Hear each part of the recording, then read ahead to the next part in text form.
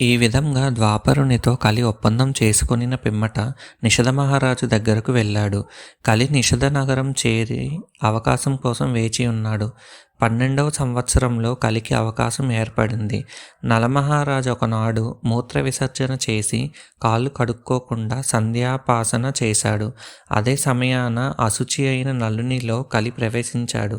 అలా కలి నలుని ఆవేశించి పుష్కరుని దగ్గరకు వెళ్ళి నలునితో పాచికలాడమని చెప్పాడు. నీవు నాతో పాచికలాడి నలుని జయిస్తావు. నలుని జయించి నిషధ రాజ్యాన్ని పొందు. కలి ఈ విధంగా చెప్పగానే పుష్కరుడు నలుని చేరాడు. కలియే పాచికల రూపం దాల్చి పుష్కరుని చేరాడు. శత్రుంజయుడగు పుష్కరుడు నలుని చెంతకు వచ్చి పాచికలాటకు రమ్మని పలుమార్లు పలికాడు. పుష్కరుడు నలుని యొక్క సోదరుడు. విజ్ఞుడైన నలమహారాజు ఆ ఆహ్వానాన్ని విని ఊరుకోలేకపోయాడు. దమయంతి చూస్తూ ఉండగానే పందెం వేయటానికి సిద్ధపడ్డాడు. కలి ఆవహించి ఉన్నందున తనకు సంబంధించిన ధన కనక వస్తువాహన గృహ వస్త్రాదులను నలుడు జూదంలో ఓడాడు. పట్టుదలతో ఆటను కొనసాగిస్తూ నలుని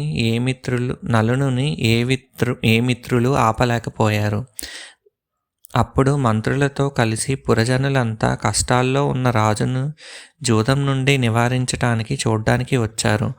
పిమ్మట సూతుడు వచ్చి కార్యార్థులైన పురజనుల ద్వారం చెంత వేచియున్నారని దమయంతికి తెలియజేశాడు. ధర్మార్థ దర్శనుడైన మహారాజు వ్యసనాన్ని సహించలేక ప్రజలంతా వచ్చినట్లు మహారాజుకు తెలియజేయవలసిందిగా దమయంతి నివేదించింది. అప్పుడు దమయంతి దుఃఖంతో శోకతప్తమైన మనస్సుతో కన్నీటితో గద్గద స్వరంతో నైషధునికి ఇలా చెప్పింది. మహారాజా, పురజనులందరూ మంత్రులతో కలిసి రాజభక్తితో తమ దర్శనార్థమై వచ్చి ద్వారం దగ్గర ఉన్నారు. వారిని మీరు చూడాలి అని పలుమార్లు పలికింది. కలి ఆవేశించిన నలుడు అలా విలపిస్తున్న దమయంతితో ఏమీ మాట్లాడలేదు. మంత్రులు పురజనులు అందరూ ఇక ఇతడు మనకు దక్కడు అనుకొని దుఃఖార్తులై సిగ్గుతో తమ ఇళ్లకు వెళ్ళిపోయారు. ధర్మరాజా, ఇలా పుష్కరునకు నలునకు ఎన్నో నెలల పాటు పాచికలాట సాగింది. పుణ్యశ్లోకుడైన నలుడు పరాజితుడయ్యాడు. దమయంతి జూదంలో పిచ్చి పట్టిన వాని వలె ఉన్న పుణ్యాత్ముడైన నలుని చూసి భయము శోకము కలిగిన కనబడనీయక స్థిమితంగా నల విషయంలో తన కర్తవ్యాన్ని గురించి ఆలోచించి తన భర్తకు ఎంతగానో నివేదించింది. కానీ అతడు ఆమెను ఆమోదించలేదు. తన మాటను ఆమోదించని భర్తను చూసి దమయంతి సిగ్గుతో అంతఃపురానికి వెళ్ళింది. జూదం నలునకు ప్రతికూలంగా ఉన్నట్లు నలుని సర్వస్వం హరింపబడినట్లు తెలిసింది. బృహత్సేనను పిలిచి వెంటనే నలుని ఆజ్ఞగా తెలిపి రథసారథి అయిన వార్ష్ణేయుని తోడ్కొని రమ్మని పంపింది. వార్ష్ణేయుడు రాగా మహారాణి అతనితో ఇలా పలికింది. నలునకు ప్రీతిపాత్రమై మనోవేగంతో వెళ్ళే గుర్రాలను రథానికి పూంచి మా పిల్లలైన ఈ ఇంద్రసేనను రథంపై కూర్చుండబెట్టి కుండి నగరానికి తీసుకొని వెళ్ళాలి.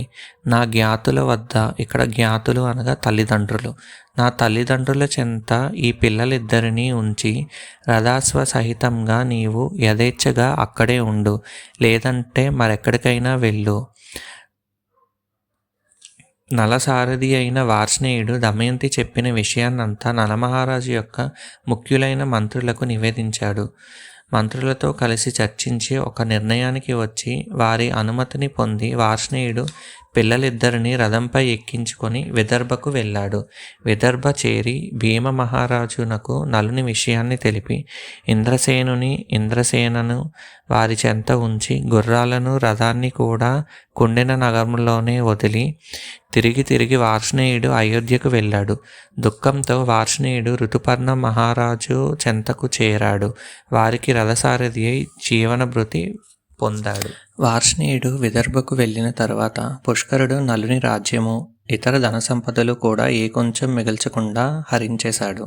రాజ్య సంపదలను కోల్పోయిన నలుని చూసి పుష్కరుడు పరిహాసం చేస్తూ పందెం పెట్టడానికి ఏమైనా ఉంటే జూదానికి రావచ్చునని పలికాడు. నీకు దమయంతి మాత్రమే మిగిలి ఉన్నది. మిగిలిన ధనాన్నంతా నా చేత జయింపబడింది. దమయంతిని పణంగా పెట్టే తలంపు ఉంటే ఆట సాగించు. పుష్కరుడు ఈ విధంగా అనగానే నలుని హృదయం కోపంతో కోసేసినట్లయింది. అయినా పుష్కరుని ఏమీ అనలేదు. తర్వాత యశస్వి అయిన నలుడు మిక్కిలి కోపంతో తన శరీరం మీద ఉన్న ఆభరణాలన్నింటినీ తొలగించి ఒకే బట్టను చుట్టుకొని మిత్రులకు దుఃఖాన్ని పెంచుతూ బయలుదేరాడు. దమయంతి నగరాన్ని విడిచి వెళుతూ నలుని వెంట కట్టుబట్టలతో బయలుదేరింది. పట్టణాన్ని వీడి నలుడు దమయంతితో కలిసి 3 రాత్రులు మాత్రమే ఉన్నాడు. మహారాజైన పుష్కరుడు నలునితో ఎవరైతే స్నేహంగా ఉంటారో వాళ్ళని వధించేస్తాను అని చాటింపు వేశాడు. అందువల్ల పురప్రజలెవరూ రాజుని గౌరవించలేదు. అతనికి సత్కారం పొందకుండా నగరానికి వెలుపలే నలుడు 3 రాత్రులు నీళ్లు త్రాగి మాత్రమే గడిపాడు.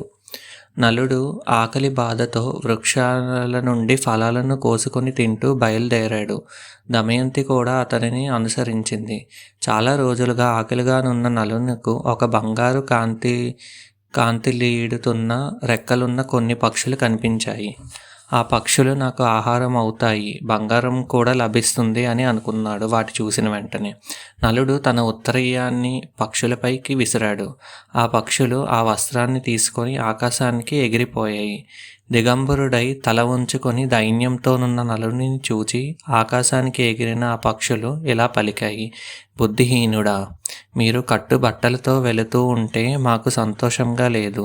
దిగంబరుడవైన నిన్ను చూచి సంతోషపడటానికి నీ వస్త్రాలను అపహరించాలని వచ్చిన పాచికలం మేము అని పక్షులు పలికాయి. తన సమీపంలోనున్న పాచికలను చూచి దిగంబరుడైన నలుడు దమయంతితో ఇలా అన్నాడు: దమయంతి, ఈ పాచికల కోపం వల్లనే మనం ఈ విధంగా సకల సంపదలను కోల్పోయాము. ఆకలి బాధతో దుఃఖితులమై ప్రాణాలను నిలుపుకోలేక ఉన్నాము. వీని మూలంగానే నిషధ ప్రజల గౌరవాన్ని పొందలేకపోయాము. పాచికలే పక్షుల రూపంలో వచ్చి నా వస్త్రాన్ని కూడా అపహరించాయి. ఇలా దమయంతితో చెప్తూ బాధపడుతూ, ఈ త్రోవలన్నీ దక్షిణాపదానికి వెళ్ళేవి. ఇది వింధ్య పర్వతం, ఇది వయోస్ని నది, ఇది విదర్భ రాజ్యానికి వెళ్ళే త్రోవ అని దమయంతికి చెప్పారు. నలుడు బాధపడుతూనే దమయంతిని ఓదారుస్తూ ఇలా చాలాసార్లు చెప్పాడు: నీకిష్టమైన దేశమునకు నీవు వెళ్ళు అని చాలాసార్లు అన్నాడు. అప్పుడు ఆ మాటలు విని దమయంతి, మహారాజా, రాజ్యాన్ని సంపదలను కోల్పోయి ఆకలితో శ్రమింపబడుతూ వివస్త్రుడలైన మిమ్ము విడిచి నేనెలా వెళ్ళగలను? సమస్త దుఃఖ సమయాల్లోనూ ఓదార్పు గల భార్యతో సమానమైన మందు మరేదీ లేదని వైద్యులు చెప్పిన సత్యాన్ని మీకు చెప్తున్నాను. కావున నన్ను విడిచి మీరెక్కడికి వెళ్ళరని నేను అనుకుంటున్నాను. కానీ బుద్ధి పెడదారి పట్టి నన్ను విడిచి వెళ్ళకండి అని దమయంతి ఏడుస్తూ నలునితో చెప్పింది. మహారాజా, విదర్భలో మా జ్ఞాతుల దగ్గర ఉండాలనుకుంటే ఇద్దరం కలిసి వెళ్దాము, మిమ్మల్ని గౌరవిస్తారు అని చెప్పింది. అప్పుడు నలమహారాజు, దమయంతి, మీ తండ్రి గారి రాజ్యం నీకెంతో నాకు కూడా అంతే, సందేహం లేదు. కానీ ఈ విషమ పరిస్థితుల్లో నేను అక్కడకు రాలేను అని చెప్పాడు. అలా పలుకుతూ నలుడు సగం చీరతో నున్న దమయంతిని పలుమార్లు ఊరడించాడు. ఒకే వస్త్రం చుట్టబెట్టుకొని ఆకలి దప్పులతో అలసిన వారు ఒక విశ్రాంతి మందిరంలోకి వెళ్ళారు. అక్కడ నేలపై కూర్చొని విశ్రమించారు. వివస్త్రుడై ధూళితో కప్పబడిన నలుడు అలసిపోయి నేలపైనే దమయంతితో పాటు నిద్రించారు. నలుని మాటలు విన్న సుకుమారి దమయంతి దుఃఖిస్తూనే నిద్రలోనికి జారుకుంది. కానీ నలునికి మాత్రం నిద్ర పట్టలేదు. అలా రాత్రంతా ఆలోచిస్తూనే ఉన్నారు. అవమాన భారం, మిత్రులను విడవటం, వనంలో జరిగిన దాన్నంతా గుర్తు తెచ్చుకొని అతడు చింతాకాంతుడయ్యాడు. నా యందు అనురక్తి అయిన దమయంతి నా మూలంగా దుఃఖం ని పొందుతుంది. నేను లేకుంటే ఈమె ఎప్పుడైనా తన వారిని చేరుతుంది. నేను లేకుంటే సంతోషంగా కొంచెమైనా సుఖపడుతుంది అని ఆలోచించి నలుడు దమయంతిని విడిచి వెళ్ళాలని తలచాడు. కలిచే ప్రేరితుడైన నలుడు దమయంతిని విడిచే సమయంలో చాలా దుఃఖించాడు. వస్త్రహీనుడైన నలుడు దమయంతి ఏకవస్త్ర అయినప్పటికీ ఆమె చీరలో సగం కట్టుకోవడానికి సన్నద్ధుడయ్యాడు. దగ్గరలో తన చుట్టూ ఏమైనా కత్తి ఉందా, చీరను ఎలా కత్తిరించాలా అని ఆలోచించి సభలో వెతికాడు. అలా వెతుకుతూ ఉండగా తనకి ఒక వరలేని కత్తి కనిపించింది. నలుడు ఆ కత్తితో దమయంతి చీరను చింపి ఆ చీర ముక్కను కట్టుకొని నిద్రించే దమయంతిని విడిచిపెట్టి వెళ్ళాడు. కొంత దూరం వెళ్ళేసరికి నలుని మనస్సు మరలి మళ్ళీ వెనక్కి వచ్చాడు. వెనక్కి వచ్చి దమయంతిని చూస్తూ బాధపడి దుఃఖించాడు. మరలా కలిప్రేరితుడై దమయంతిని ఒంటరిగా విడిచి అడవిలోకి వెళ్ళిపోయారు. నలుడు వెళ్ళిన తరువాత బడలిక తీరిన దమయంతి మేల్కొంది. జనరహితమైన అరణ్యంలో భర్త కనబడలేదు. భర్త కనబడకపోయేసరికి తను చాలా భయపడి ఏడ్చింది. మహారాజా అని పెద్దగా అరిచింది. నన్ను విడువనని పలికావు, నిద్రించే నన్ను విడిచి ఎలా వెళ్ళావు? ధర్మజ్ఞుడవు, సత్యవచనుడవు కదా నీవు, నన్ను విడిచి ఎలా వెళ్ళావు అని చాలా బాధపడింది. మానవులకు అకాలంలో మృత్యువు రాదు. అటువంటప్పుడు నీచే విడిచిపెట్టబడిన నీ భార్య క్షణకాలమైన జీవిస్తుందా? పురుషశ్రేష్ఠ, ఇంతవరకు చేసిన పరిహాసం చాలు. నేను చాలా బాధపడుతున్నాను. దర్శన భాగ్యాన్ని కలిగించు. నా గురించి నేనేమీ దుఃఖించటం లేదు. ఒక్కరూ మీరే విధంగా ఉండగలరో అని మీ గురించే విచారిస్తున్నాను. మహారాజా, ఆకలి దప్పికలతో శ్రమతో అలసిన మీరు సాయం సమయాన చెట్ల క్రింద నన్ను కానక ఎలా ఉంటారో కదా అని దమయంతి చాలా దుఃఖించింది. అలా దుఃఖిస్తూ దమయంతి ఇలా అంది. ఎవరు చేసిన నిష్కార నింద వల్ల నలుడు ఈ విధంగా దుఃఖార్తుడై బాధను అనుభవిస్తున్నాడో అతనికి మేం అనుభవించే దుఃఖం కంటే అధిక దుఃఖం కలుగుగాక. ఏ పాపం ఎరుగని నలుని విషయంలో ఇట్టి పాపకర్మ నాచరించిన వాడు ఇంతకంటే అధిక దుఃఖాన్ని పొంది కష్టాలతో జీవించుగాక అని దమయంతి శపించింది. అలా దమయంతి బాధపడుతూ దారి తప్పిన ఆడమేక వలె ఆక్రందనలు చేస్తూ మాటిమాటికి విచారిస్తుంది. ఆ సమయంలో ఆకలితోనున్న ఒక కొండ చిలువ అతి శీఘ్రంగా దమయంతి సమీపానికి చేరి తనని పట్టుకుంది. కొండ చిలువ తనను పట్టుకున్న శోకం పొంగి పొరలి వస్తున్న నలుని గురించి దుఃఖిస్తూ దమయంతి తన్ను గూర్చి దుఃఖించటం లేదు. దమయంతి అలా ఆలోచిస్తూనే ఆ అరణ్యంలో పెద్దగా అరిచింది. అది విన్న బోయవాడొకడు వెంటనే అచ్చటకు చేరాడు. కొండ చిలువచే పట్టబడిన దమయంతిని చూచాడు. వెంటనే ఆ బోయవాడు తన దగ్గరనున్న పదునైన కత్తితో ఆ సర్పాన్ని ముఖం నుండి కిందకు చీల్చి పారేశాడు. సర్పం వెంటనే చనిపోయింది. అప్పుడు ఆ బోయేవాడు సర్పముఖం నుండి దమయంతిని బయటకు తీసి నీటితో కడిగి ఆమెను ఊరడించి ఆహారం పెట్టాడు. తరువాత తనని ఇలా అడిగారు. ఎవరు నీవు? ఎందుకు ఈ సమయంలో అడవి దగ్గర ఉన్నావు అని ప్రశ్నించాడు. అప్పుడు దమయంతి జరిగిన వృత్తాంతాన్నంతా ఆ బోయేవాడికి చెప్పింది. దమయంతి సగం చీర చుట్టుకుంది. బలసిన పిరుదులు, స్తనాలు, తీర్చిదిద్దిన కనుబొమ్మలు, వంపులు తిరిగిన కనురెప్పలతో కూడిన నేత్రాలు, పున్నమి చంద్రుని వంటి ముఖం, మధురంగా మాట్లాడుతుంది. ఇలా తన అందాన్ని చూసి ఆ బోయవాడు కామపరవశుడయ్యాడు. మృదువైన మంచి మాటలతో ఆమెను ఓదారుస్తున్నాడు ఆ బోయవాడు. వెంటనే దమయంతి అతడు కామపరవశుడయ్యాడన్నట్లు గ్రహించి సాధ్వి అయిన దమయంతి కోపంతో మండిపోతున్న అగ్నిజ్వాల వలె వనచరుని సమీపించింది.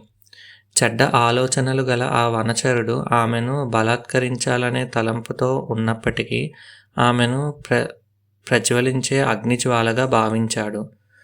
రాజ్యము మగడు లేని సమయంలో దమయంతి దుఃఖంతో నిండి మాటలతో వీనిని నివారించలేమని భావించి కోపంతో ఆ వ్యాధిని శపించింది. నేను నిషధరాజైన నలుని తప్ప మరొకరిని మనసులో సైతం భావించినట్లయితే నీచుడైన ఈ వనచరుడు మరణించుగాక అని శపించింది. వెంటనే ఆ వనచరుడు అనగా బోయవాడు అగ్నిచే బూడిదైన చెట్టులా నేలకూలి మరణించాడు. ఆ బోయవాని మరణానంతరం దమయంతి భయంతో జనశూన్యమై ఉన్న ఆ అరణ్యం నుండి బయలుదేరింది.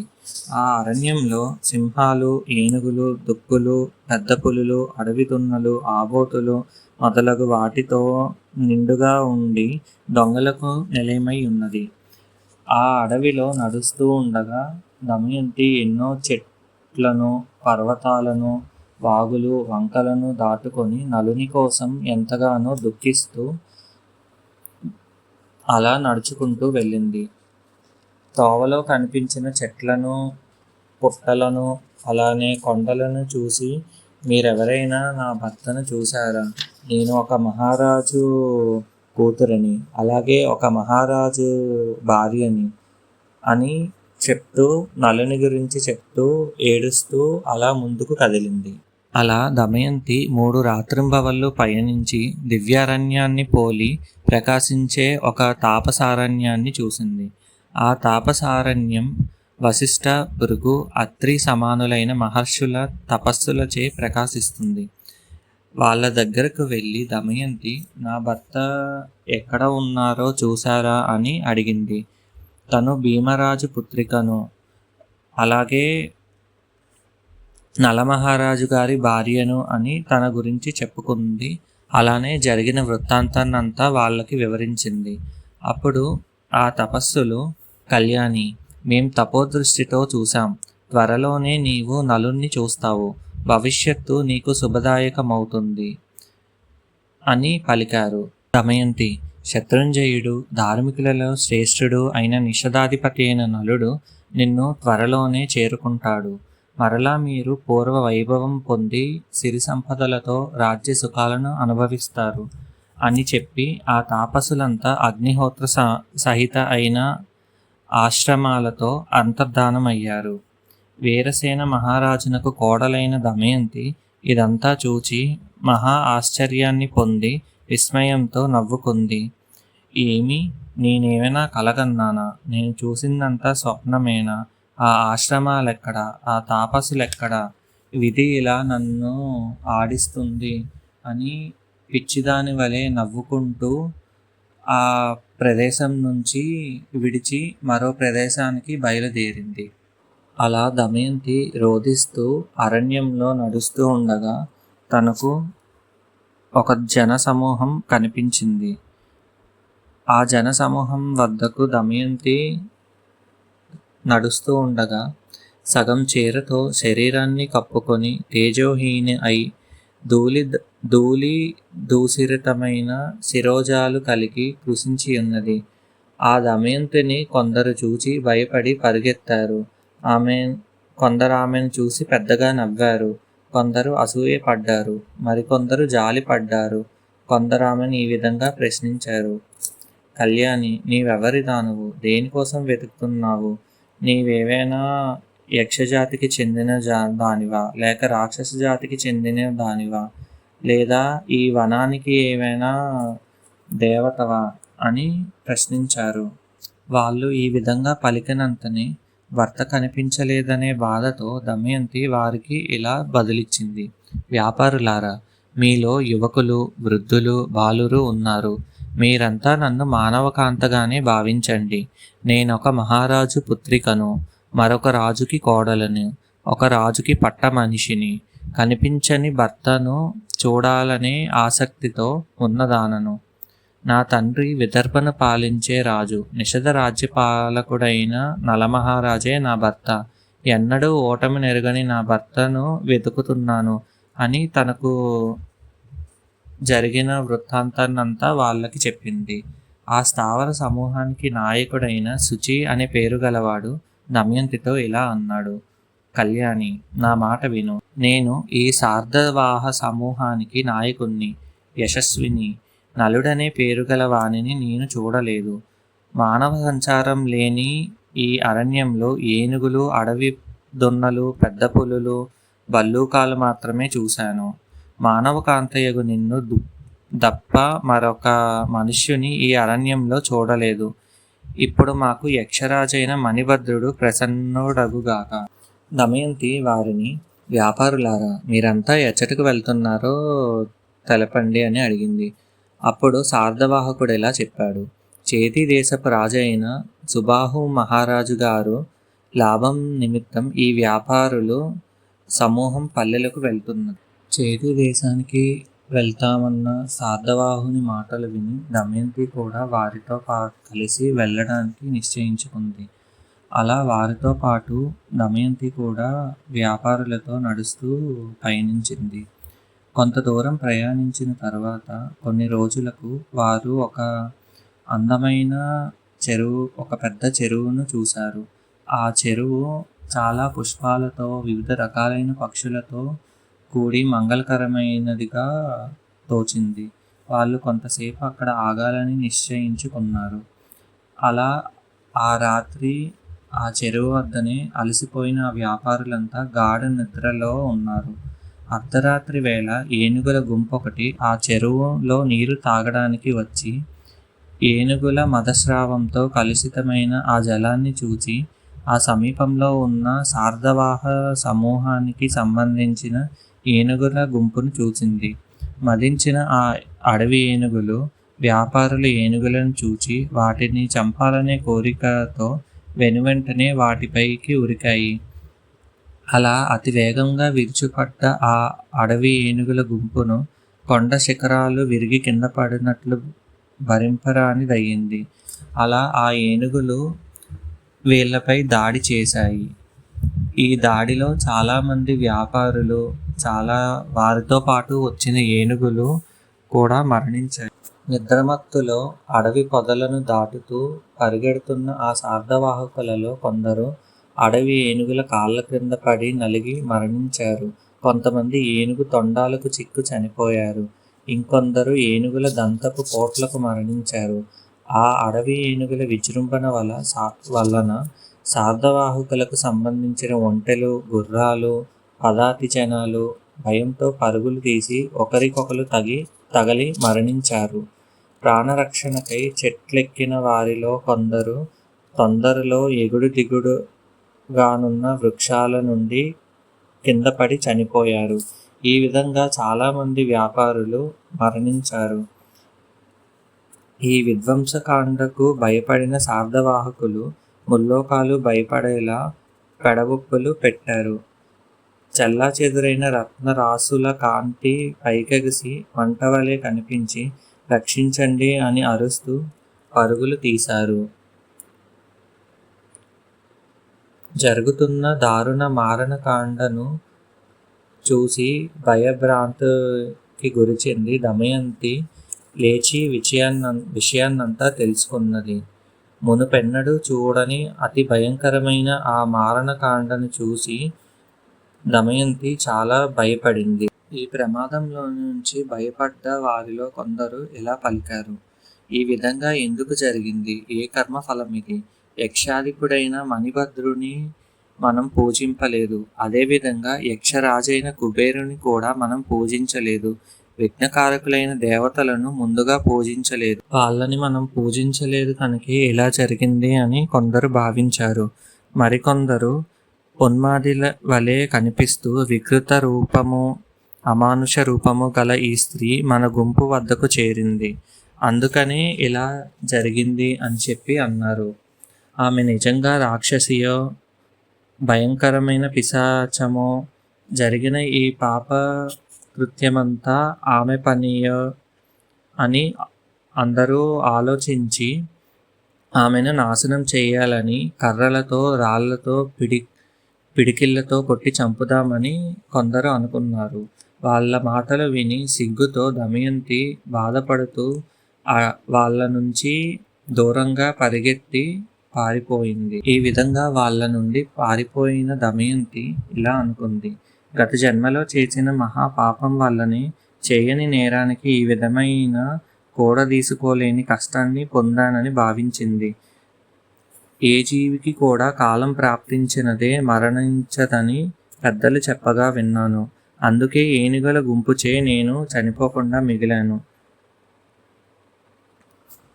లోకంలో మానవుల విషయంలో దైవకృతం కానిది ఏ కొంచెం కూడా లేదు. పసితనంలో కూడా ఏ కొద్ది పాపము మనసా వాచా కర్మణ నేను చేసి ఉండలేదే. నేనెందుకు ఇంతటి దుఃఖాన్ని పొందాను? బహుశా నా స్వయంవరానికి వచ్చిన లోకపాలరులను నేను తిరస్కరించి నలుణ్ణి చేసుకున్నాను. అందుకే దేవతల ప్రభావం చేతనే ఇలా జరిగిందా అని ఆలోచిస్తూ బాధపడుతూ ఉంది దమయంతి.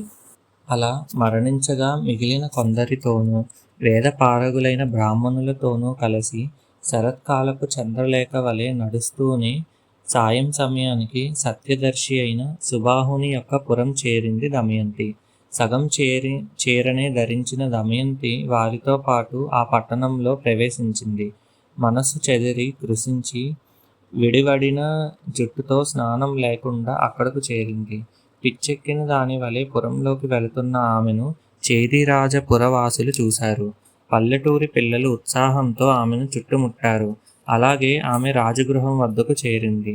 జనంచే చుట్టబడిన దమయంతిని మేడపై నుండి రాజమాత చూసి పరిచారికతో ఎలా అంది, వెళ్ళు, ఆమెను నా దగ్గరకు తీసుకొనిరా. ఈమె శరణార్థిని, ప్రజల వలన ఇబ్బంది పొందుతుంది. ఈమె రూపాన్ని చూస్తుంటే నా ఇల్లంతా వెలుగు నింపేదనిపిస్తుంది. ఉన్మత్త వేషంతో ఉన్న ఆమె లక్ష్మి వలె విశాలమైన కనులు కలది. దాది మూగి ఉన్న జనులను వారించి దమయంతిని మేడపైకి తీసుకుని పోయింది. రాజమాత ఆశ్చర్యంతో దమయంతిని ఇలా అడిగింది, మబ్బుల్లో మెరుపులా కనిపిస్తున్నావు, ఎవరి దానవో తెలుపు. అలంకారాలు లేకున్నా నీ రూపం దివ్యంగా ఉంది. దివ్య తేజోవతి, నిస్సహాయ స్థితిలో కూడా నీవెవ్వరికీ భయపడటం లేదు.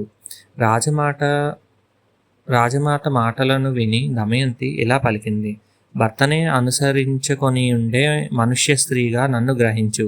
సైరేంద్రీ జాతి సంపన్నను, స్వేచ్ఛగా నివసిస్తున్నాను. అసంఖ్యాక సుగుణాలు కలిగిన నా భర్త ఫలాలు కందమూలాలు తినే నన్ను ఎల్లప్పుడూ అనుసరించి ఉంటాడు. సాయంకాలానికి నేను గృహం చేరుతాను. నేను కూడా నా భర్త యందు భక్తి కలిగి ఆ వీరుని నీడవలే అనుసరిస్తాను. విధివశాన నా భర్త జూదమాడవలసి వచ్చింది. అలా అడిగిన రాజమాతను తన వృత్తాంతాన్నంతా దమయంతి చెప్పింది. ఎలా చెప్పినా దమయంతిని ఓదారుస్తూ రాజమాత జాలితో ఈ విధంగా అంది, కళ్యాణి, నీవిక్కడే ఉండు. నీవంటే నాకు ఎంతో ప్రీతి కలిగింది. నా మనుష్యులు నీ భర్తను వెతుకుతారు, లేదా అతడే అటూ ఇటూ తిరుగుతూ ఇచ్చటకు రావచ్చు. ఇక్కడనే ఉండి నీ భర్తను నీవు పొందవచ్చు. రాజమాత పలుకులు విన్న దమయంతి ఇలా అన్నది, వీరమాత, ఒక ఒప్పందంతో నేను మీ దగ్గర ఉంటాను. ఎంగిలి తినను, ఎవరికీ పాదసేవ చేయను, ఇతర పురుషులతో ఎన్నడూ మాట్లాడను. ఏ పురుషుడైనా నన్ను కోరినట్లయితే వానిని మీరు కఠినంగా శిక్షించాలి. కొన్ని సందర్భాల్లో అతడు వధ్యుడు కూడా కావాలి. ఇది నా వ్రతం. నా భర్తను వెదకడానికై బ్రాహ్మణులను నియమించాలి. ఇవి మీకు ఇష్టమైతే నేను మీ దగ్గర ఉండటానికి సందేహం లేదు. మరొక విధంగా అయితే నేనిచ్చట ఉండను. వెంటనే రాజమాత ఎంతగానో సంతోషించి ఇలా పలికింది, నీ వ్రత నియమాలను అనుసరించి నీవు కోరినట్లుగా అన్నీ చేస్తాను అని రాజమాత దమయంతికి చెప్పి తన కుమార్తె సునందతో ఎలా అన్నది, సునంద, ఈమె సైరేంద్రి, దేవరూపిణి. ఈమె నీకు సమాన వయస్కురాలగు సఖి అవుతుంది. ఈమెతో కలిసి నువ్వు ప్రశాంత చిత్తవై సంతోషంగా ఉండు. అప్పుడు సునంద తన సఖీ సమేతంగా దమయంతిని తీసుకొని పరమానందంతో తన స్వగృహానికి వచ్చింది.